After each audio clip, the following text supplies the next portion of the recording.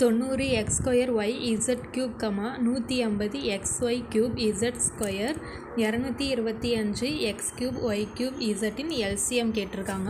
இப்போ வந்து ஃபஸ்ட்டு நம்பர்ஸ்லாம் எழுதிக்கலாம். 90, 150, 225 இது மூணுமே வந்து 3 டேபிளில் வரும். 3 9 0, I 3 15 0, 7 3 21, பேலன்ஸ் 1 I 3 15. மறுபடியும் 3 டேபிளில் போட்டால் 1 3 3 0, 50 வந்து 3 டேபிளில் வராததுனால 50 அப்படியே வச்சுக்கிறோம். 2 3 6, பேலன்ஸ் 1 I 3 15. இப்போ அடுத்தது 5 டேபிளில் போட்டால் 2 5 10, 1 5 5 0, I 5 25.